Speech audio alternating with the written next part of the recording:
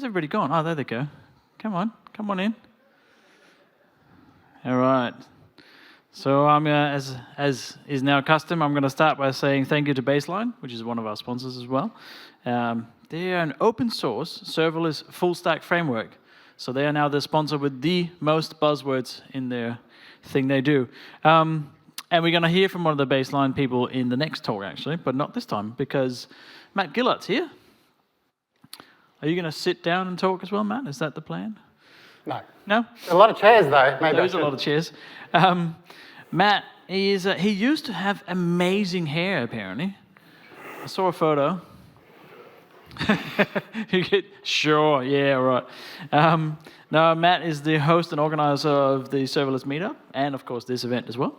And he works for Siva, which is a sponsor outside, which is the stand with chocolate. Did I mention that? Yeah, they have chocolate. You're going to talk about SST deployments and moving fast. Yes. Whatever that means. But please welcome Matt Gillard. Thank you, Lars. Who here does stuff with serverless? Just shout out some key, areas that people complain about serverless. AWS. Cold starts. Huh? Cold starts. Cold starts. What else? Deployments. Observability. Deployments is a big one, and I'll cover that in this talk, funnily enough.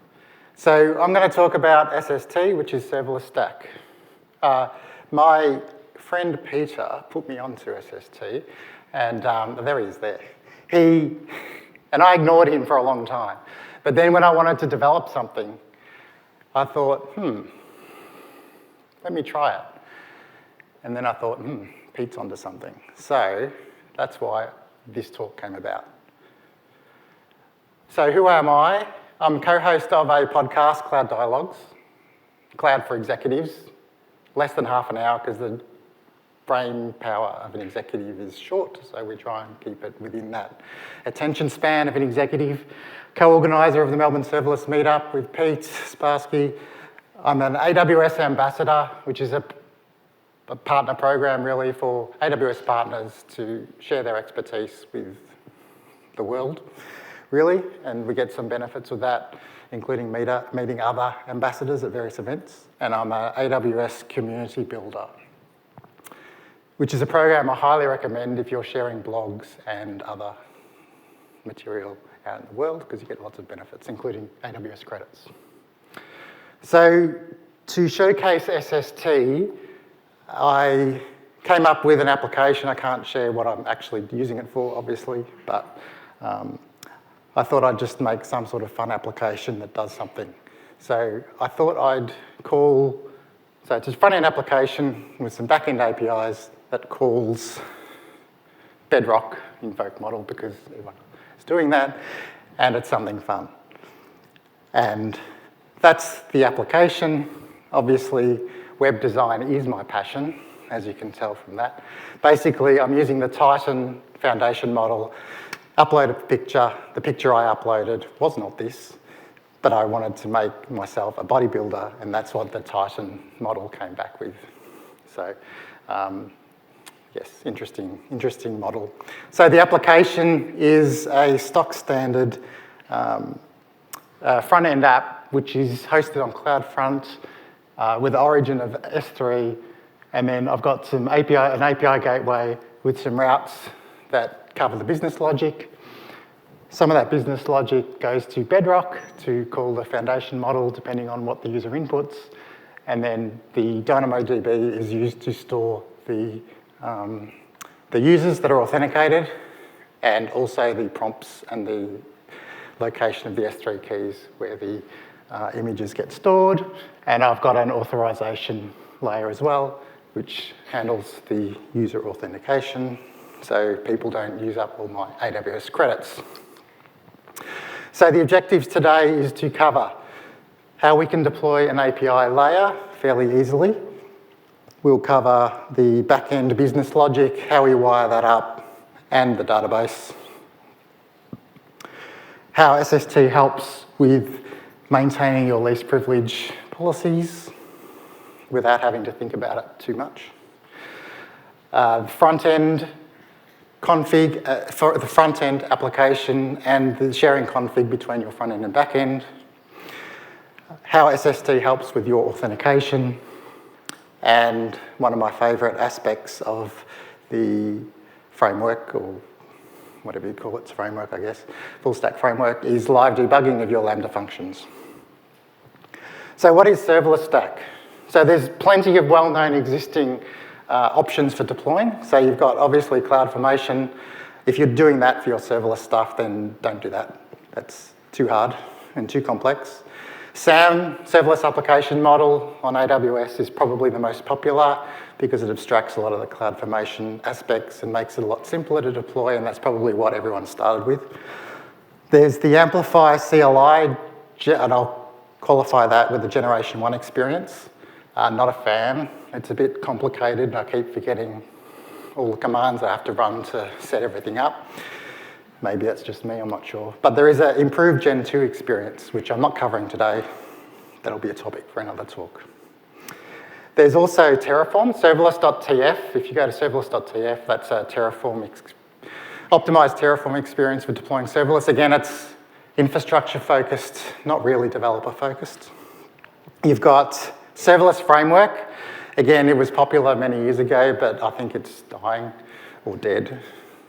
If it's not dead, it'll be dead soon. We're not talking about that. And of course, there's CDK. That's probably one of the most popular ways to deploy serverless today. So SST is an opinionated framework for full stack. Don't be upset by the opinionated part. Opinionated is where you get a lot of benefits, which we'll go through later in the talk. It's an abstraction over CDK. So it takes the CDK and it builds a better layer on top of that. So you have to write, you write less code to achieve the same outcome as if you were doing full CDK. But there's escape hatches to be able to use CDK where you want to or change configurations throughout your app if you need to. It has a method of easy deployment of different stages. So if you've got a dev environment, a test environment, a prod environment, you can deploy those independently. They can even sit in the same account and they don't touch each other due to the way that the naming works behind the scenes. And of course, there's a local debugging experience, which we'll cover towards the end of the talk. So SST is exposed as a command line. I've got a GIF going here, which I'll stop in a second, which runs the local experience. So the local SST experience deploys your resources to AWS. I'll stop that GIF. And those resources sit there as normal. The only difference is that any Lambda functions you write run locally on your machine, and behind the scenes it uses the IoT WebSocket behind the scenes to be able to ferry your Lambda events to and from AWS to your local Lambda function. This provides a key benefit of fast developer experience. So if you find a problem, you can fix the problem up locally, rerun your application, and you don't have to wait for any deployments. It's instant. So that's a huge benefit. The other thing is that if there's any IAM roles that your Lambda function needs, the way it works behind the scenes is that it will fail locally if you don't have the right permissions, same as if it was running in AWS. And on the AWS side, if you looked at your Lambda function, there'll be a stub function that takes care of all the behind-the-scenes stuff for the local deployment. That'll get replaced with the real function once you deploy a proper production stage. So the structure, let's go through the structure of an application. We have a standard sort of example application here which gets deployed when you're deploying any of the stock standard sample apps. There's an SST entry point, which is the SST config.ts, which describes the stacks that get deployed. So a stack is effectively a function containing resources, and that's a CloudFormation stack. And then there's the shared code, which gets stored in a packages directory. Again, this is an example. You could set it up however you like. In this example, we've got a core directory for your business logic to sit in, and then you've got a function directory for your lambda functions to keep them separated, but obviously you can share code between them if required.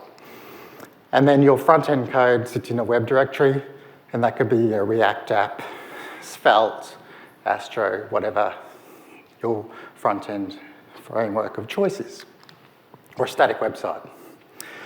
So our first objective is to define an API resource. So all that is using an API construct behind the scenes, a HTTP gateway version 2 will get deployed using the SST construct. And you don't have to configure anything. As you can see, you just have to configure the routes. Well, first of all, you have to configure a logical ID, which gets deployed as a stage.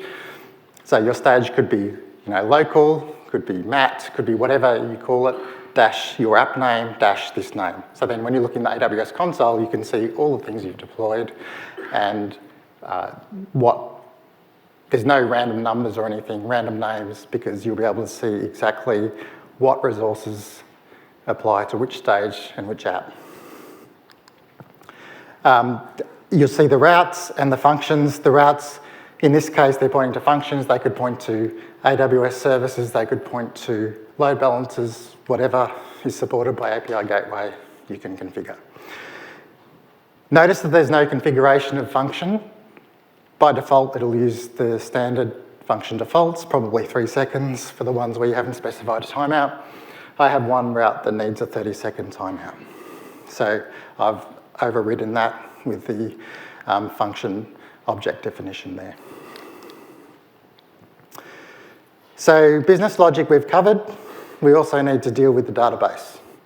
So as an example here, I'm importing the table construct, which is from the SST construct library. And then I'm creating the table stack, which will cover my DynamoDB tables. So new table, give it the fields and the primary index, and away I go. Once I've got my table, I need to tell my functions about that table. So there's a concept of binding that table to a function. In this case, I want that table available to everything that I've defined within my API. So I've updated the defaults as indicated by the red square. That binds those two tables that I've created to all those functions. So the process of binding does two things. One, it makes the ARN available to the functions via a environment variable effectively. And two, it updates the IAM policy so the functions can read that table. And by default, it'll be a DynamoDB asterisk, all actions for that table, which you can override, which I'll show you in a second. We also need an S3 bucket to store the images. So we create a new stack with the storage, I'm calling it storage stack, and then I'm creating a new bucket resource. You can see that I can put the standard parameters in for configuring the bucket up. I'm just blocking public ACLs there. And then I'm returning that bucket, which I can actually use in other stacks if required. So I can use the outputs of that and the attributes of that stack in other, of that resource in other stacks if required. And you can also do a stack add output, which is effectively like a stack export for CloudFormation, and which means I can use it. It'll appear in CloudFormation as an exported variable, and also when I run the command line, I can see all my exports there, so I can actually see the real value if required when doing my testing. You can also bind to individual routes. So that bucket I'm only making available to 3 routes. I'm adding it lazily to the API gateway later on in the configuration, so I can do a bind this resource to those routes. And again, the action of binding will make that available to the functions that are behind the scenes on those routes via environment variable. and also update the IAM policy for the role of those functions. If you want to override the actions that are available, then you can use bind to route and then explicitly put the images bucket resource and any specific action. So if I don't want to do an S3 star and I just want get object, then I can specify that action for the particular resource. And I can scope down that resource too if I want to. You can also add an IAM policy statement, which is a standard CDK construct to be able to update policy. And in my case, for one of the functions, I needed to be able to call bedrock, so I've just put a allow bedrock star there to deal with that. Notice that I haven't had to create JSON policy statements or trust policies or the whole S3 thing. The whole I didn't have to specify any policies. It's done it all behind the scenes for me. So let's review what we've covered so far. We have an API layer, tick. We have backend business logic and database configured, tick. We've got easily maintainable least privilege. Well, obviously, tick there. Next, we need to deal with the front end.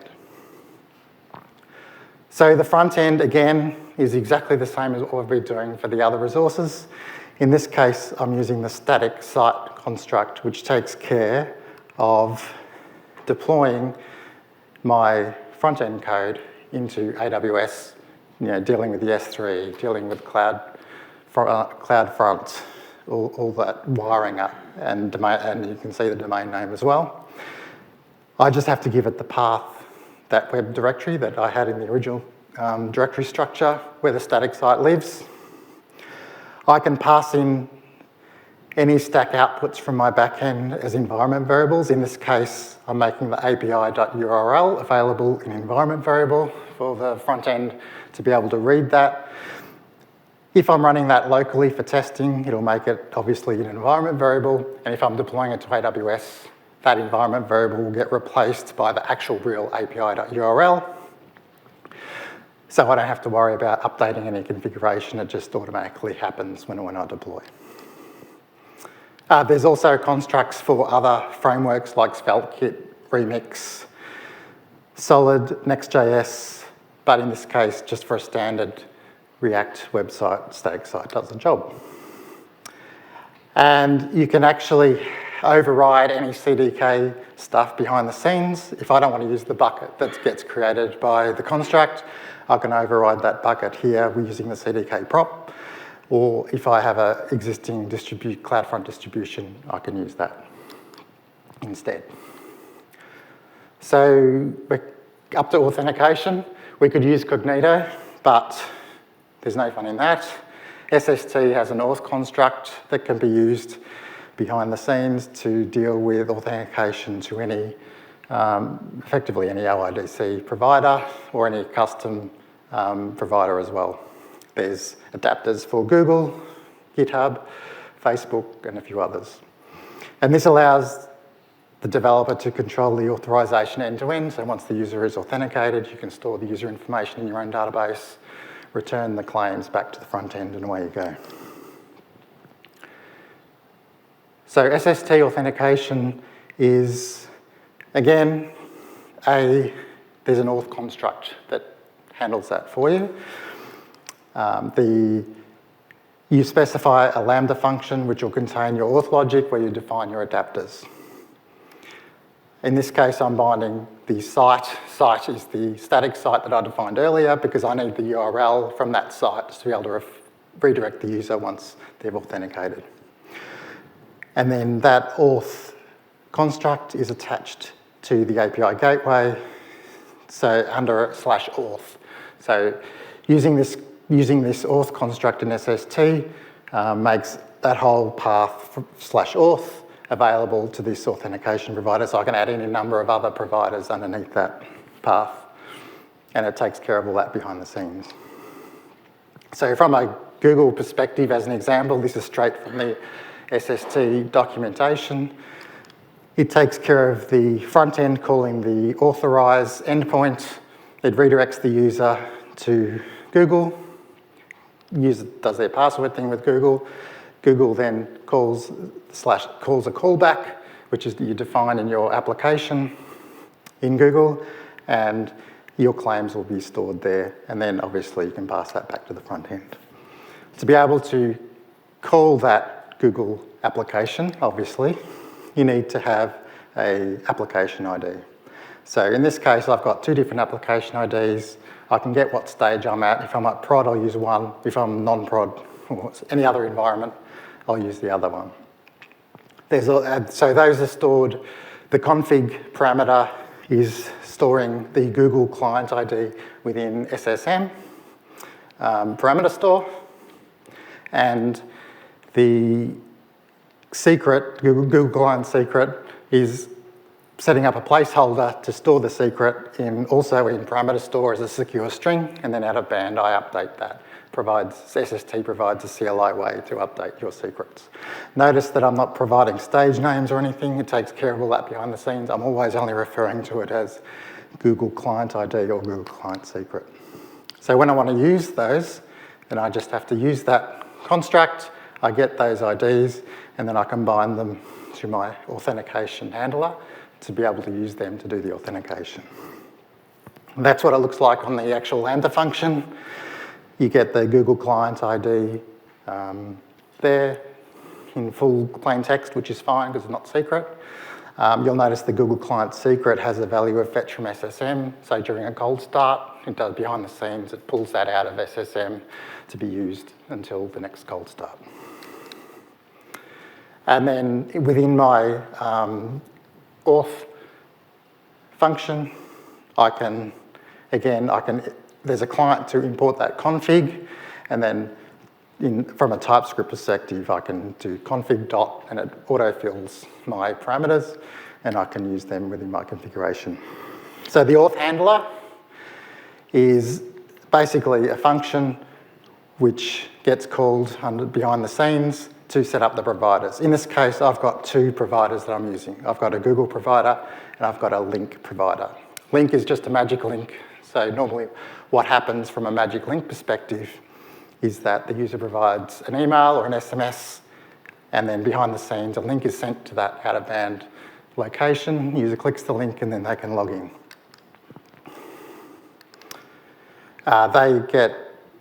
They end up being under the /auth/Google/auth/link, depending on which provider. You can have any number of providers you like. And then handily, you can go to /auth, and you can see all the providers you've configured up there. So at a glance, you can see what's supported and what's set up, and you can see the entry point is the authorized link. Using a second provider, so in my example, I've got just a play example where you can scan a QR code to log in. It'll pull out the email address and use that as a claim. It's not really authentication, and it's a bit of abuse of power here, but it suits the example. The magic link adapter config, so just, not sure what that noise is. The magic link adapter config entry point is the on-link callback. In my case, I'm just doing a return 302 with the link to the user. Once they've done that authorized URL, they get a link, and then the browser will direct them to the onSuccess callback, which again pretends the user's logged in, and I can store the claims wherever I want.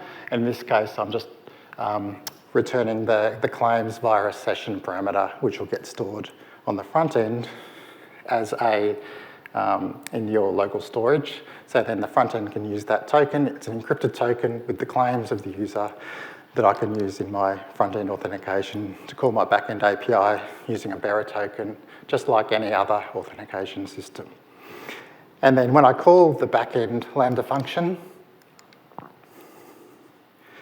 I wrap my backend function in an API handler, which exposes a use session hook, which does the job of pulling that authentication token, decrypting it, getting the information out. I can do a check to see if that's a user. If it's not, it'll come up as public, and then I can tell them to go away. Otherwise, I can continue with my business logic. So that's authentication. The last piece is live debugging. I've got a little video here that I'm doing a curl with a valid token to the endpoint at the back end. And I've got a breakpoint on that line there where the red dot is on 129. And then I can look at my variables live and then check if everything looks fine, if there's a problem or whatever. I can validate that all my variables look good and it really helps with debugging. And if something's wrong, then I can just update the changes and I don't have to redeploy anything. I can just rerun it again straight away without having to wait for any deployment. So super handy.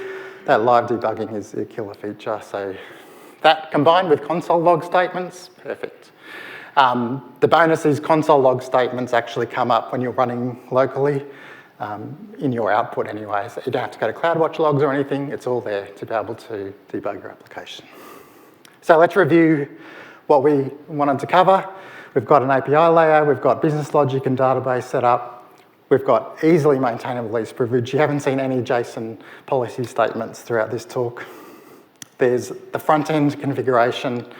There's authentication. And obviously, there's live debugging. So we have the key takeaways that I want you to think about, and please give SST a try. SST provides sensible defaults, but you can override those defaults where you need to. You can start, with the basics, and then you can configure as you go along to, make the environment more secure as you're developing your application. The default IAM policies are good enough, but you have full control if required. Personal experience, it removes a lot of the load switching when you're doing front-end and back-end work. Having everything in the same tree is super useful, especially sharing code between your front-end and back-end. And the very fast developer feedback is a huge time saver. So act quickly before they're sold out. I thought that tweet was quite funny. There's a whole story behind that. We don't have time for that. And if you want to scan the QR code, you can go to the application. You can do the scanning. You can log in using your QR code. I will not save your email addresses. I'll delete everything after you've tried it out.